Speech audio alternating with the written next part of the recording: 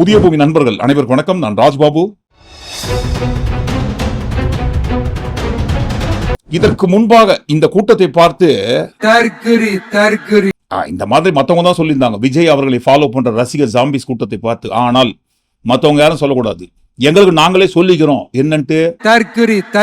சந்தேகமே வேண்டாம், அது நாங்க தான்ட்டு அவங்களுக்கு அவங்களே அவர்கள் வாயால் ஒப்புக்கொண்டு ஒப்புதல் வாக்கு மூலம் கொடுத்துட்டாங்க. நாங்க அந்த கூட்டத்தை சேர்ந்தவங்க தான் சொல்லி. அதை குறித்து தான் இந்த காணொலிக்குள்ள ஒட்டுமொத்தமா அவர்கள் கொடுத்த வீடியோ வாக்கு மூலமாகவே நம்ம பார்க்க போறோம். அதற்கு முன்பாக நண்பர்கள் யார் யார் சப்ஸ்கிரைப் பண்ணாம இருக்கீங்களோ சப்ஸ்கிரைப் செய்து புதிய பூமிக்கு ஆதரவு தருமாறு கேட்டுக்கொண்டு இந்த காணொலிக்குள்ள போயிடுவோம். புரிதல், அரசியல் புரிதல் என்பதே கடந்த 2 தலைமுறைகளுக்கு கிடையவே கிடையாது. ஒண்ணுமே எந்த ஒரு அரசியல் புரிதலும் இல்லாம 2 தலைமுறைகளை கடத்தி கொண்டு வந்துட்டாங்க. ஆனால் அப்படி கிடையாது. இதற்கடுத்து வருகின்ற தலைமுறை ஒட்டுமொத்தமாக அரசியல் என்றால் என்னவென்று கரைத்து குடித்து வளரக்கூடிய அளவுக்கு உண்டான அரசியல் புரிதலை புரிய வைக்க வேண்டும் என்கின்ற ஒரே ஒரு காரணத்திற்காகத்தான்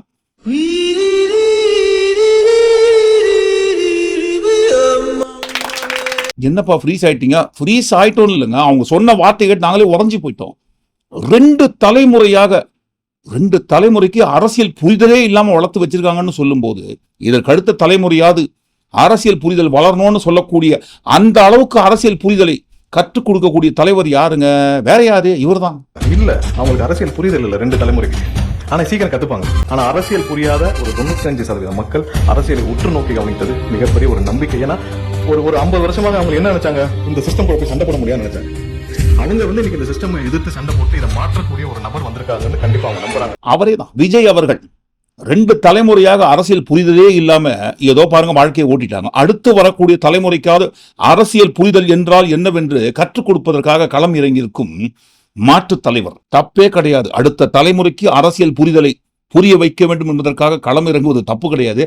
ஆனா பாருங்க, அடுத்த தலைமுறைக்கு அரசியலை கற்றுக் கொடுக்க போறோம், அரசியல் என்றால் என்னவென்று புரிய வைக்க போறோம்னு சொல்லக்கூடிய அந்த தலைவரோட அரசியல் புரிதல் திறமை எப்படி இருக்கணும்? கோடிக்கணக்கான தொண்டர்களை அரசியல் புரிதலோடு வழிநடத்தி செல்லக்கூடிய அந்த தலைவனோட அரசியல் புரிதல் தொண்டனை விட, அந்த கட்சியில் உள்ள தொண்டனை காட்டிலும், அந்த கட்சிக்குள்ள இருக்க நிர்வாகிகளை காட்டிலும் கிட்டத்தட்ட 10-15 படி மேல இருக்கணும். ஆனால் 2 தலைமுறையாக அரசியல் புரிதல்லாம் என்னன்னே தெரியாம வளர்த்து விட்ட அடுத்த தலைமுறைக்காவது அரசியல் புரிதல் என்னவென்றால் கற்றுக் கொடுக்கிறோம்னு சொல்லக்கூடிய அந்த தலைவனோட அரசியல் புரிதல் எப்படி இருக்குங்க? உடனே இந்த இது எடுத்துட்டு வந்துருவாங்க. பார்த்து சொல்றேன் கோட்டை விட்டோன்னே என்னப்பா இது ஆர்டரா எழுதி கொடுக்க கூடாதா? அதனாலதான்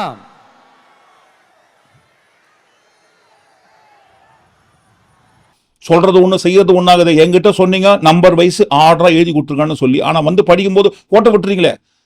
டக்குன்னு படிச்சுனே மறந்துடுறேன், ஆர்டரை மாத்திட்டேன். என்ன இது? போட்டுங்க இந்த பக்கம் பாருக்குது. ஐயோ, எந்த பேஜ் வரைக்கும் பேசினேன், எந்த பேஜ்ல இருந்து பேசணும் தெரியலையே. சொன்னதை சொல்லும் கிளிப்பிள்ளைன்னு சொல்லுவாங்க இல்லைங்களா? அந்த கிளிப்பிள்ளையே பாருங்க, அடுத்த தலைமுறைக்கு அரசியல் புரிதல் என்னவென்றால் கற்றுக் கொடுக்க போறான்னு சொல்ற அந்த தலைவரை பார்த்து ஓன்னு சிரிக்கும் அந்த கிளிப்பிள்ளையே. என்னப்பா இது, நானே மேல் போல்துங்க, என்ன விட ரொம்ப மோசமா இருக்கீங்களே, அடுத்த தலைமுறைக்கு வழிகாட்ட போறான்னு சொல்ற தலைவர் இப்படியா இருப்பீங்க? பேருக்கு கட்டிடத்தை கட்டினாங்க, ஆனா உலகமே போட்டி போட்டு வாங்குற மஞ்சளை மதிப்பு கூட்டி விற்பனை செய்ய, அதாவது அதோட வேல்யூ இன்க்ரீஸ் பண்ணி கேட்கறதுக்கு ஆள் இல்லைன்னு நினைக்கிறீங்களா? மக்களுக்கு ஒண்ணா நான் வந்து நிப்பேன்னு சொல்றேன், தன்னைத்தானே மக்களுக்கான தலைவர்னு பில்டப் பண்ணி நிக்கிற நடிகர் விஜய் அவர்கள். மக்களுக்கு ஒண்ணுன்னா இந்த விஜய் வந்து நிப்பா, இந்த விஜய் வந்து கேள்வி கேட்பா.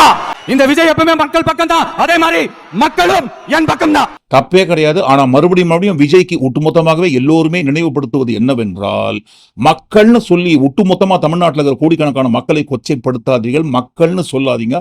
உங்களை ஃபாலோ பண்ற ஜாம்பிஸ் கூட்டம், என்னை ஃபாலோ பண்ற என் ரசிகர் ஜாம்பிஸ் கூட்டமும் என் பக்கம்தான், நானும் அந்த ஜாம்பிஸ் கூட்டம் பக்கம்தான். உங்க ரசிகர்கள் கூட்டத்தை மட்டும் சொல்லுங்க, மக்களை மொத்தமா சேர்க்காதீர்கள்னு சொன்னாலும் கேட்க மாட்டாரு.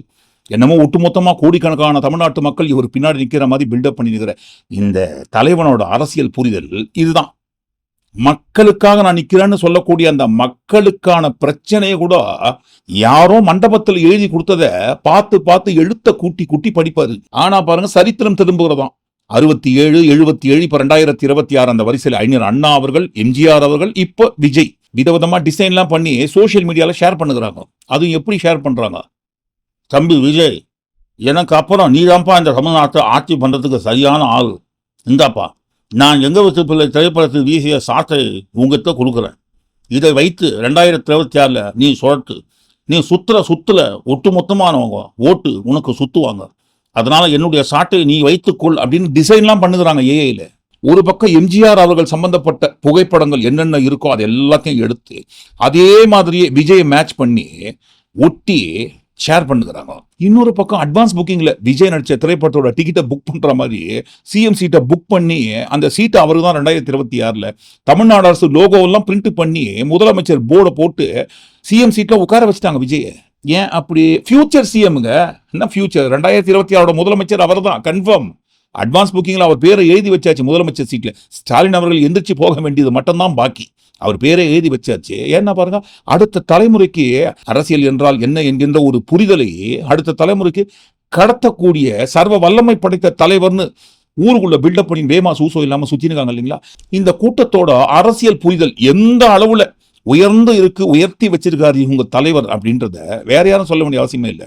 நம்ம கூட சொல்ல வேண்டிய அவசியம் இல்லை, அவங்களே சொல்லுவாங்க. இந்த லேப்டாப் ஒன்று கொடுத்தாங்க. அதாவது இந்த பல்புன்னு ஒன்று கேள்விப்பட்டீங்களா? லேப்டாப் இவங்க கொடுத்துட்டாங்க. அந்த லேப்டாப்ல பாத்தீங்கன்னா ஐயா ஸ்டாலின் அவர்களுடைய புகைப்படம், ஐயா கருணாநிதி அவர்களுடைய புகைப்படம் கொடுக்கும்போது இருந்துச்சு. வாங்கின உடனே நம்ம பசங்க என்ன பண்ணிட்டாங்க, ஸ்டாலின் போட்டோவை எடுத்துட்டாங்க, ஐயா கருணாநிதி அவர்களுடைய போட்டோவை எடுத்துட்டாங்க. எடுத்துட்டு நம்ம வெற்றி தலைவர் அண்ணன் விஜய் அவர்களுடைய புகைப்படத்தை அந்த லேப்டாப்ல ஒட்டுறாங்க. வால்பேப்பர்ல தமிழக வெற்றி கழகத்துக்கான அந்த வால்பேப்பரை ஒட்டுறாங்க. சூப்பர். வாரிசு நடிகர் விஜய் என்கின்ற ஒரு நடிகரை ஃபாலோ பண்ற இந்த ரசிகர் ஜாம்பிஸ் கூட்டத்தோட அரசியல் புரிதல் டாப்பு டக்கர் தூள் சூப்பர். தமிழ்நாடு அரசு லேப்டாப் கொடுத்திருக்காங்க. அந்த லேப்டாப்பை வைத்து நாங்க பயனுள்ள விஷயங்களை இதெல்லாம் பண்ண போறோம்ட்டு ஏதாவது விரல் விட்டு எண்ணக்கூடிய அளவில் சொல்லலாம் கூட பரவாயில்ல. ஆனா பாருங்க, எங்க கூட்டத்தோட கைக்கு அந்த லேப்டாப் அந்த கையோட பண்ண முதல் வேலை, வாங்கின உடனே நம்ம பசங்க என்ன பண்ணிட்டாங்க, ஸ்டாலின் போட்டோவை எடுத்துட்டாங்க, நம்ம வெற்றி தலைவர் அண்ணன் விஜய் அவர்களுடைய புகைப்படத்தை அந்த லேப்டாப்ல ஒட்டுறாங்க. கலைஞர் அவர்கள் மற்றும் ஸ்டாலின் அவர்கள் போட்டோவை தூக்கிட்டு விஜய் போட்டோவை படமா மாட்டினதுதான் முதல் வேலையாம். விஜய் அவர்களுக்கே தமிழ்நாடு என்றால் என்ன, தமிழ்நாட்டோட அரசியல் என்றால் என்ன என்கின்ற புரிதலில் ஒரு 0.5% கிடையாதுங்க. 0.5%க்கும் கீழே 0.000.1 அப்படின்னு சொல்லக்கூடிய ஏதாவது குறிப்பிட்ட கொஞ்சோண்டு அளவுக்கு உண்டான சதவீதத்தில் கூட அரசியல் புரிதல் இவருக்கு இல்லை. என்ன பிரச்சனைன்றதே அந்த ஸ்டேஜில் எழுதி கொடுத்த அந்த ஸ்கிரிப்டை பார்த்து படிக்கிற இவரு அடுத்த தலைமுறைக்கு அரசியல் புரிதல் என்றால் என்னவென்கின்ற பாதையை வழிநடத்தி செல்லக்கூடிய தலைவராம். தமிழ்நாடு அரசு வழங்கிய மடிக்கணினி லேப்டாப்பை வைத்து ஆக்கப்பூர்வமான அறிவுபூர்வமான கொஞ்சம் கஷ்டம்தான் அந்த கூட்டத்துக்கு, இருந்தாலும் ரொம்ப கடினமாக முயற்சி பண்ணி ஏதாவது ஒரு வகையான ஆக்கப்பூர்வமான அறிவுபூர்வமான சிந்திக்கக்கூடிய பாதையில் நாங்கள் செல்லுவோம் அப்படின்னு சொல்லியிருந்தா கூட ஓகேன்னு கூட விட்டுருக்கலாம். ஆனா பாருங்க, வேமா சூசோ இல்லாம ஓப்பன் மேடையில சொன்னார் பாத்தீங்களா? அது மட்டும் இல்ல, உடனே நெட் ஆன் பண்ணி யூடியூப்ல போயிட்டு ஐயா ஸ்டாலின் அவர்கள் கொடுத்த அந்த லேப்டாப்ல யூடியூப்ல போயிட்டு உங்க விஜய் உயிரன வரவா என்கின்ற மிகப்பெரிய அளவுல இதுதான் என்ன சொல்லுவாங்கன்னா, ஆப்பு கண்ணுக்கு தெரியாது அப்படிம்பாங்களே, இல்ல ஆப்பு கண்ணுக்கு தெரியும். இவ்வளவுதான் பாருங்க இவர்களின் அரசியல் புரிதலில் 50%. அடுத்த 50% ரேஷன் கார்டில் வழங்கிய பொங்கல் பரிசு 3K பொங்கல் தொகுப்பு 3000. அப்ப கூட அந்த 3000 வாங்கிட்டு என்கிட்ட ஒரு 4 பேர், என்னங்க ஜனநாயகம் படம் வரல வந்துருச்சா, டிக்கெட் புக் பண்ணதுக்காக இந்த காசு பயன்படுமே. அப்போ இவர்கள் கொடுக்கக்கூடிய எல்லாமே நமக்கு சாதகமாகத்தான் இருக்கு. பொங்கல் பண்டிகையை முன்னிட்டு தமிழ்நாடு அரசு ஒவ்வொரு ரேஷன் கார்டுக்கும் வழங்கிய இந்த 3000 ரூபாயை வைத்து ஏதாவது ஒரு நல்ல காரியம் பண்ணுவோம்னு இவங்க வாயில வந்ததுங்களா? வராதே. ஆனால் ஒன்ஸ் அகைன் சொல்றோம், வேமா சூசோ இல்லாம டிபேட்ல இதை போல ஓபன் ஸ்டேட்மெண்ட் கொடுப்பதற்கு முன்பாக இந்த கூட்டத்தை இவர்களே சுய பரிசோதனை செய்து கொள்ள வேண்டும். இந்த கூட்டத்தோட தலைவரான மிஸ்டர் விஜய் அவர்கள் கட்சியை ஆரம்பித்த நாள் முதல் எங்க கூட்டம் போட்டாலும் புலம்புற ஒரே ஒரு வார்த்தை, தமிழ்நாட்டில் உண்மையே இல்லைன்ட்டு. ஆனால் அந்த உண்மையே இல்லாத தமிழ்நாட்டில் தான் 250 கோடி ரூபாய் சம்பளம் வாங்குற அளவுக்கு உயர்ந்து நிக்கிறீங்க. விஜயும் சரி, விஜய் அவர்களின் தந்தையும் இயக்குனரான எஸ்.ஏ. சந்திரசேகரன் அவர்களும் அதற்கு முன்பாக சொல்லிடுவாங்க, தனி மனித தாக்குதலில் ஈடுபடலைங்க. இருக்கிற உண்மையை எடுத்து போடுறோம். விஜய் அவர்களின் தந்தையான இயக்குனர் எஸ்.ஏ. சந்திரசேகரன் அவர்களும் சரி, எஸ்.ஏ. சந்திரசேகரன் அவர்களின் மகனான வாரிசு நடிகர் விஜயும் சரி, தமிழ்நாட்டில் பிறக்காமல் ஒருவேளை பாருங்க எங்கேயாவது பீகார் பக்கம் பிறந்திருந்தால் இந்த அளவுக்கு உயர்ந்திருக்க முடியுமா? எங்கேயாவது பாருங்க ஆட்டோவோ இல்ல கல்லையோ உடச்சின்னு உட்கார்ந்து நிற்பாங்கன்றதுதான் பரவலான தகவல். ஆனால் ஒண்ணுமே இல்லைன்னு சொல்லக்கூடிய தமிழ்நாட்டில் பிறந்த ஒரே ஒரு காரணத்தினால் மட்டும்தான் கேரியர் உச்சத்தை விட்டுட்டு வெளியே வந்துடுறேன்னு சொல்லக்கூடிய அளவுக்கு உண்டான அந்த கேரியர் உச்சத்தை இவரால் டச் பண்ண முடிந்தது. அதற்கு காரணம் தமிழ்நாட்டில் உள்ள அமைப்பு. அந்த அமைப்பு எப்படிங்க தானா வானத்துல இருந்து பிச்சுன்னு கீழே விழுந்திருக்குமா? அதே மாதிரிதான் ஒண்ணுமே இல்லைன்னு சொல்ற இந்த தமிழ்நாட்டில் தான் பாருங்க இவர் நடிச்ச திரைப்படம் நல்லா இல்லையோ அதை 3000 ரூபாய் கொடுத்து பார்க்கக்கூடிய அளவுக்கு உண்டான வளர்ச்சி தமிழ்நாட்டில் இருக்கு. அதுவும் பாருங்க தமிழ்நாடு அரசு கொடுக்கும் அந்த 3000 ரூபாயை வைத்து ஒரு படத்துக்கு டிக்கெட் வாங்குவோம்னு சொல்றாங்க. கடந்த 2 தலைமுறைகளுக்கு அரசியல் புரிதல் என்றால் என்னவென்றே தெரியாத அந்த மாதிரி திராவிட கட்சிகள் அவங்கள வளர்த்துட்டாங்க. ஆனால் அடுத்து வரப்போற தலைமுறைக்கு எங்க தலைவர் அரசியல் புரிதல் என்றால் என்னவென்று கற்றுக் கொடுத்து வழிகாட்ட போறோம்னு சொல்ற இந்த கூட்டத்தோட அரசியல் புரிதல் இவ்வளவுதான். என்னையா இது ஓப்பனா இந்த மாதிரி சொல்றமே? தமிழ்நாடு அரசு கொடுத்த லேப்டாப் வாங்கின கையோட 2 பேர் போட்டோவை தூக்கிட்டு விஜய் போட்டோவை ஒட்டிட்டோம். தமிழ்நாடு அரசு பொங்கலுக்காக வழங்கிய 3000 ரூபாயை வைத்து ஜனநாயகம் படத்துக்கு டிக்கெட் வாங்கறதுக்கு யூஸ் ஆகும்னு சொல்றமே. நம்ம கூட்டத்தை பார்த்து ஒட்டுமொத்தமா தமிழ்நாட்டில் உள்ள கோடிக்கணக்கான மக்கள் என்ன நினைப்பார்கள் என்கின்ற எண்ணம் கூட பாருங்க இந்த கூட்டத்துக்கு இல்லை. அந்த அளவுதான் இருக்கு இவர்களின் அரசியல் புரிதல். அதே வரிசையில் அது எப்படிங்க அடுத்த தலைமுறைக்கு அரசியல் புரிதலை கத்துக் கொடுக்க போறீங்களா? இப்போ இருக்கிற தலைமுறையிலேயே ஒட்டுமொத்தமான தலைமுறை உங்க பக்கம் தான் இருக்காங்கன்னு சொல்லி உங்க கூட்டத்துல சேர்த்துறாதீங்க. இப்ப இருக்கிற தலைமுறையில் உள்ள லட்சக்கணக்கான இளைஞர்களுக்கு அரசியல் புரிதல் நல்லாவே புரிஞ்சு வச்சிருக்கிறாங்க. உங்க கூட்டத்தை பார்த்து மட்டுமே தமிழ்நாட்டில் உள்ள இளைஞர்களுக்கு அரசியல் புரிதல் இல்லை என்ற தப்பு கணக்கு போடுற காரணத்தினால்தான் உங்க கூட்டத்தை பார்த்து அரசியல் புரிதலை கத்துக் கொடுக்க வந்திருக்கோம்னு சொன்ன இவங்க கிட்ட அரசியல் புரிதலோடு ஒரு இளைஞர் பாருங்க இந்த மாதிரி ஒரு கேள்வி கேட்டார் ஸ்டேஜில். ஊழல் ஒழிக்கணும்னு சொல்றீங்க. இப்ப ரீசெண்டா வெளியாக போற ஜனநாயகம் படம் இருக்குல்ல சார், அந்த படத்துக்கு வந்து ஒரு 150 ரூபாய்க்கு உங்களால கரெக்டா ஒரு டிக்கெட்டே கொடுக்க முடியல. இல்லப்பா நான் சொல்றேன் அந்த 150 ரூபா டிக்கெட்டே வந்து அதிக விலைக்கு பிளாக்ல விற்க விடுது. அந்த ஊழலே ஒழிக்க முடியல. ஆட்சிக்கு வந்தா என்ன பண்ணுவீங்க? இல்ல இப்ப இங்க எத்தனை பேர் வாங்கியிருப்பாங்களா? அதுக்கு ஒரு சினிமா டிக்கெட்டையே அந்த இளைஞர் கேட்டது ஒட்டுமொத்தமான சினிமாவை சொல்லலங்க, விஜய் நடித்த சினிமாவை குறிப்பிட்டு சொன்னாது. ஊழலற்ற ஆட்சி கொடுக்க போறோம்னு சொல்றீங்களேங்க, விஜய் நடித்த சினிமா டிக்கெட்டோட பிரைஸையே உங்களால கட்டுப்படுத்த முடியலையே, 3000 ரூபாய் வரைக்கும் விற்கிறீங்களே, நீங்க தான் ஊழலற்ற ஆட்சியை கொடுக்க போறீங்களான்னு கேட்டதற்கு அடுத்த தலைமுறைக்கு அரசியல் புரிதலை கற்றுக் கொடுக்க போறோம்னு சொல்ற இந்த கூட்டம் அதுக்கு என்ன பதில் சொல்லியிருக்கணும்? நியாயமான பதில சொல்லலனாலும் சும்மாவாது இருந்திருக்கணும். ஆனா அவங்க சொன்ன பதில் இருக்கு பாத்தீங்களா? இதோ இதை யாரு விற்கிறான்னு பாத்தீங்கன்னா தியேட்டர். யாரு கண்ட்ரோல் பண்ணணும்? கவர்மெண்ட் தான் கண்ட்ரோல் பண்ணணும். ஏன்னா அவங்க தான் அதிகாரிகள் தானே இதை கண்ட்ரோல் பண்ணணும். தியேட்டர் யார் கண்ட்ரோல் பண்ணணும்? தனிநபர்கள். அந்த டிக்கெட் எவ்வளவு கொடுக்கணும், என்னன்னு விலைக்கும் அதுக்கான டாக்ஸையும் யார் நிர்ணயிக்கிறது? ஸோ இதெல்லாம் அரசு துறைகள் சரியாக செயல்பட்டாலும் இதெல்லாம் நடக்கும். இது எப்படி ஒரு அந்த படத்தில் அவர்களும் எப்படி போய் ஒரு 700 தியேட்டர் 800 தியேட்டர்ல கண்ட்ரோல் பண்ண முடியும்? அரசாங்கம் கட்டுப்படுத்தணுமா? அரசாங்கம் என்னன்னு கட்டுப்படுத்துவாங்க? ஏன்பா 150 ரூபா போர்டு போட்டிருக்கீங்கன்னா அந்த பிரைஸ்ல மட்டுமே சேல் பண்ணுங்கப்பா அப்படின்ற ஒரு கட்டுப்பாடு தான் விதிப்பாங்க. ஆனால் எல்லா தியேட்டர்லயும் ஒவ்வொரு கவுண்டருக்கு பக்கத்திலேயே பாருங்க 4-5 போலீஸ் பந்தோபஸ்தை போட்டு, என்னப்பா இது 150 தான் விற்கிறீங்களா? ஆமாமா 150 தான் விற்கிறோம். 200 தான் விற்கிறீங்களா? 200 தான் விற்கிறோம். 100 ரூபாய் தான் விற்கிறீங்க? ஆமாமா அந்த அளவுக்கு தான் விற்கிறோன்ட்டு எல்லா கவுண்டர்லயும் போலீஸ் செக் பண்ணி இருப்பாங்களா? விஜய் நடித்த சினிமாவோட டிக்கெட் பிரைஸையே உங்களால கட்டுப்படுத்த முடியலையேன்னு கேட்டா அந்த பழியையும் தூக்கி அரசாங்கத்துக்கு மேல போடுறாங்க. ஏன்னா இதற்கு முன்பாக எல்லா பழியையும் தூக்கி அரசாங்கம் தான். என்னப்பா விஜயை பார்க்கறதுக்காக கூட்டம் கூட்டுறாரு? ஆமாமா அவர் கட்சிக்காக கூட்டத்தை போடுறாரு. கவர்மெண்ட் தான் பார்த்து எல்லாத்தையும் தண்ணி கொடுக்கறது உளவுத்துறை கொடுக்கணும், சாப்பாடு தமிழ்நாடு அரசு கொடுக்கணும். அப்ப வர கூட்டத்தை வந்து கட்டுப்படுத்துறது அது காவல்துறை தான் பார்க்கணும். இல்லப்பா உங்களுக்கு பாதுகாப்பு கொடுப்பாங்க, கண்டிப்பா தமிழ்நாடு காவல்துறை பாதுகாப்பு கொடுப்பாங்க. ஆனால் வருகின்ற கூட்டம் குழந்தைங்களை கூட்டிட்டு வரக்கூடாது, கர்ப்பிணி பெண்கள் உள்ள வரக்கூடாது, வயதானவர்களுக்கு அனுமதி கொடுக்க கூடாது, நீங்க தானே கட்டுப்படுத்தணும் உங்க கட்சியோட ஆர்கனைசேஷன் வச்சு. அப்படியா? அந்த மாதிரிலாம் எங்க கட்சியில யாருமே இல்லைங்களே. எல்லாத்தையும் பாருங்க தமிழ்நாடு அரசும் உளவுத்துறையும் காவல்துறை தான் பார்க்கணும். நாங்க கட்சியை ஆரம்பிப்போம், கூட்டத்தை போடுவோம், சும்மா வந்து நிற்போம் பொம்மை மாதிரி. எல்லாத்தையும் கவர்மெண்ட் தான் பார்க்கணும்ட்டு இது வரைக்கும் பாருங்க விஜய் பார்ப்பதற்காக கூடுகின்ற கூட்டத்தோட எந்த பிரச்சனை வந்தாலும் தமிழ்நாடு அரசு மேல பழிய போட்டாங்க, கரூர் பிரச்சனை உட்பட.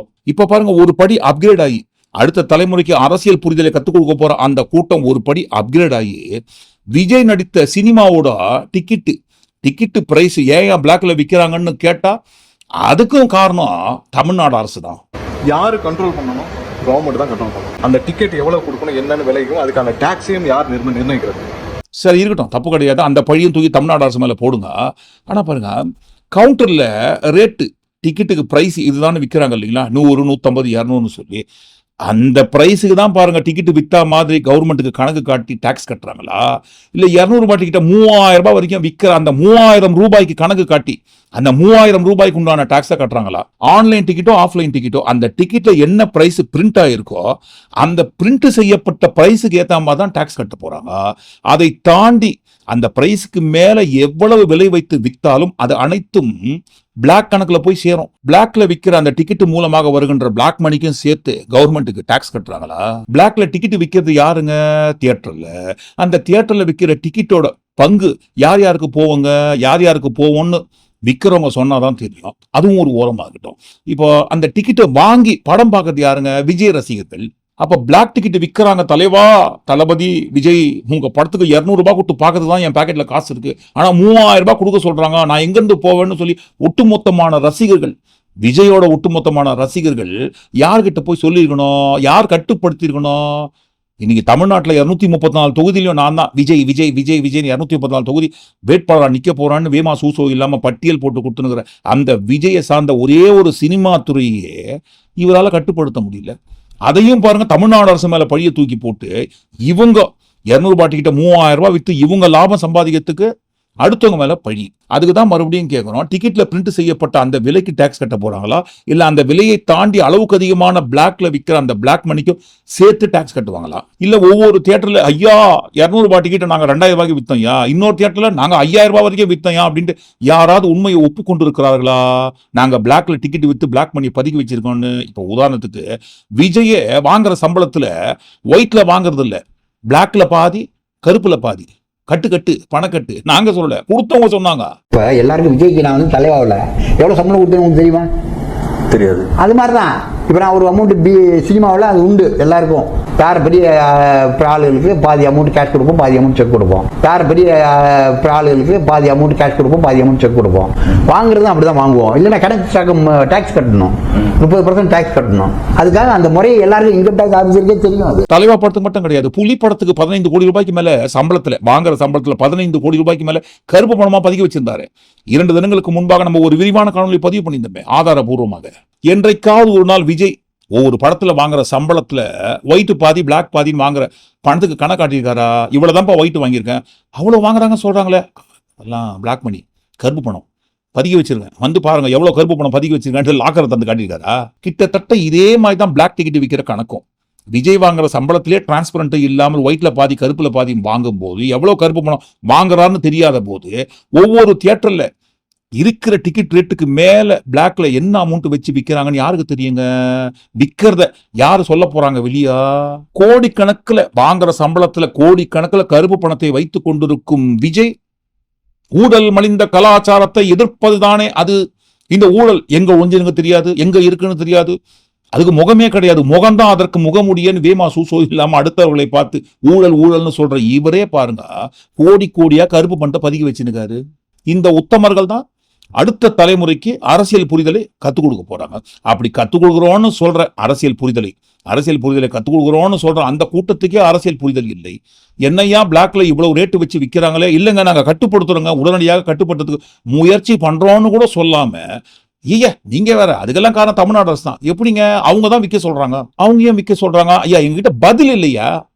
இல்லாத பதில கேள்வி கேட்டா எப்படிங்க நாங்க பதில் சொல்லுவோம்? அதனால வேற வழியே இல்லாம வழக்கம் போல பாருங்க, விஜய் கூட்டுக்கிட்ட கூட்டத்துல என்ன பிரச்சனை எங்களால நடந்தா கூட, விஜயால நடந்தா கூட தமிழ்நாடு அரசு மேல பழிய தூக்கி போடும் சுத்துற மாதிரி வேமா சூசோ இல்லாம இதுலயும் தூக்கி நாங்க தமிழ்நாடு மேல போடுறோங்க. என்ன தப்பு இருக்கு? ஆனாலும் பாருங்க, நீங்க அதை பத்தி எல்லாம் கவலைப்படாதீங்க, நாங்க அரசியல் புரிதலை கத்துக் கொடுக்க போறோம். வருங்கால சிஎம் விஜய் தான்.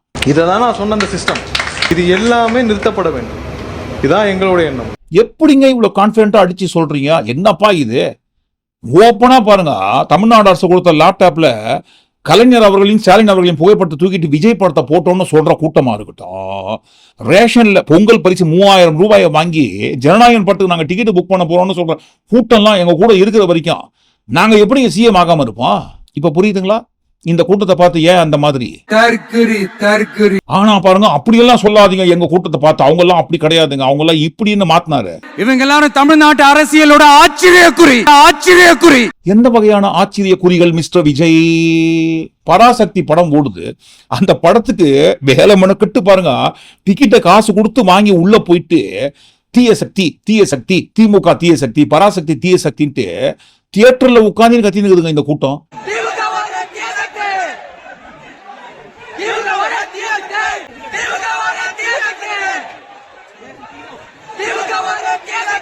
ஒரு சில ஊர்களில் திமுக கட்சியை சேர்ந்தவங்க பொங்கல் விழா எல்லாம் கொண்டாடினுங்கிறாங்க. மேடையெல்லாம் போட்டு செலவு பண்ணி மைக்கெல்லாம் கட்டி பொங்கல் விழா கொண்டாடினுங்கிறாங்க. இவங்களுக்கு வேணும்னா டிவிகே கட்சி கூட்டத்துக்கு வேணும்னா அவங்க பாருங்க செலவு பண்ணி மேடை போட்டு மைக்கு கட்டி இவங்க புராணத்தை பாடிக்கணும். ஆனா திமுக ஃபங்க்ஷன் எங்க நடக்குதோ அங்க வந்து டிவிகேன்ட்டு அந்த ஃபங்க்ஷனை டிஸ்டர்ப் பண்ணி கொடியை காட்டினுங்கிறாங்க. ஏன் அப்படி? விஜய் சிபிஐ என்கொயரியில இருக்கும்போது ஐயா எங்க கட்சிக்கு நிறைய வேலை இருக்குது ஐயா. என்ன வேலைங்க? பொங்கல் பண்டிகை எல்லாம் வருதுங்க, தொடர்ந்து 4 நாள் பொங்கல் பண்டிகை வருது, நாங்க கொண்டாடணும், கட்சியோட சேர்ந்து கூட்டமா சேர்ந்து நாங்க கொண்டாடணும், அதுக்காக ஒரு 4 நாள் லீவ் கொடுத்து அடுத்த கட்ட விசாரணையை கொஞ்சம் தள்ளி வச்சுக்கலன்ட்டு ஸ்கூல் பசங்க மாதிரி லீவ் வாங்கி வந்தாரு. அப்படி லீவ் வாங்கி வந்துட்டு ஏதாவது பொங்கல் விழா கொண்டாடினாரா விஜய்? ஏதாவது ஒரு கூட்டத்துல யாராவது அவரை பாத்தீங்களா? பார்க்கறதுக்கு வாய்ப்பே இல்லை. வழக்கம் போல பனையூரில் அமர்ந்து கொண்டு பொங்கல் வாழ்த்துகள் ட்விட்டர்ல போட்டதோட முடிஞ்சு போச்சு. அவர் முடிச்சா என்ன, நாங்க தொடங்குறோம். எங்க தலைவர் மேடை கட்டி மைக்கு போட்டு எங்களுக்கு கொடுக்கலாம்னா திமுக எங்கெங்க மேடை எல்லாம் போடுறாங்களோ அங்கெல்லாம் போயிட்டு நாங்க கொடியை காட்டி கத்தினுக்கிறோம் டிவிகேன்னு. இவங்க எல்லாரும் தமிழ்நாட்டு அரசியலோட ஆச்சரியக்குறி. கண்டிப்பா அதே ஆச்சரியக்குறி வரிசையில் உண்மையிலேயே பாருங்க இவங்க ஆச்சரியக்குறி தான். எப்படி தெரியுங்களா? இத பாத்தீங்களா?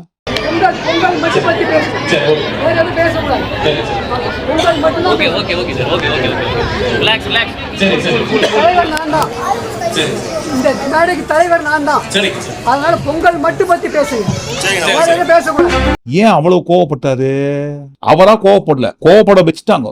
அந்த கோவம் பாருங்க வெறியாதான் மாறல. அதுக்கு காரணம் அந்த மேடையில ஏதோ போனா போட்டோம் ஒழிஞ்சு போட்டோம் நாமக்கல்ல இருக்காங்களே வந்து என்னன்னு பாருங்கப்பா பொங்கல் பண்டிகையில வந்து கலந்துக்கங்கன்னு சொன்னா மேடை ஏறி வழக்கம் போல பாருங்க இவர் தலைவர் இந்த கட்சியோட தலைவர் வாந்தி எடுக்கிற மாதிரியே 50 வருஷம் திராவிட கட்சிகள் தமிழ்நாட்டில் ஒண்ணுமே இல்லைங்களாம்.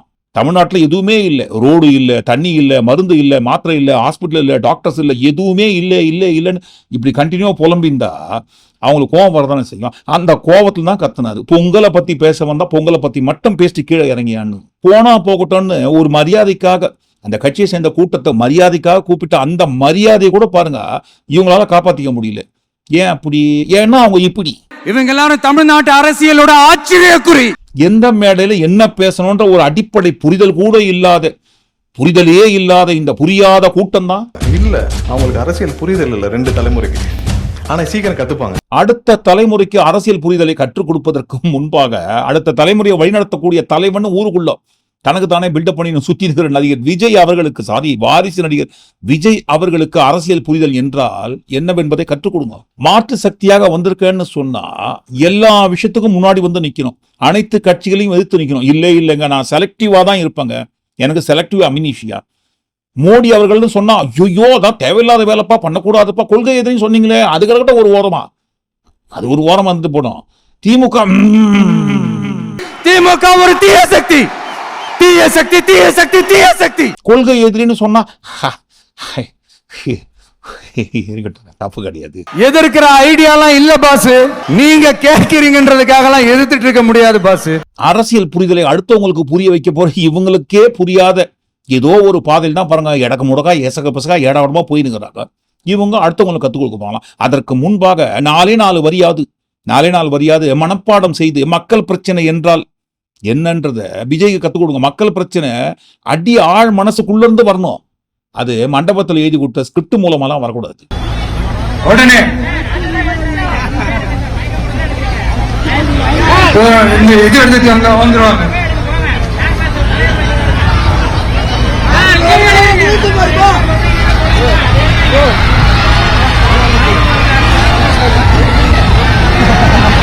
மக்கள் பிரச்சனை என்னன்னு தெரியாது, அரசியல் குறித்து எந்த ஒரு புரிதலும் புரியாது, மக்களுக்கான போராட்டம் என்றால் எதுலையுமே கலந்துக்க மாட்டாரு. ஆனாலும் எப்பா அந்த சிஎம் சீட்டை எனக்கு புக் பண்ணி கொடுத்துங்க 2026 நான் போய் உட்கார்ந்துகிறேன்னு சொல்லக்கூடிய இவர்களின் அரசியல் புரிதல் எப்பேற்பட்ட அரசியல் புரிதல் என்னவென்பதை ஒட்டுமொத்தமாக எல்லாத்தையும் கூட்டி கழிச்சு இந்த காணொளிக்குள்ள வந்த எல்லா அரசியல் புரிதல் மன்னர்களை குறித்து நீங்க என்ன நினைக்கிறீங்கன்னு கண்டிப்பா உங்க கருத்துக்களை பதிவு பண்ணுங்க. மீண்டும் இன்னொரு காணொளி நாம் சந்திப்போம். நன்றி.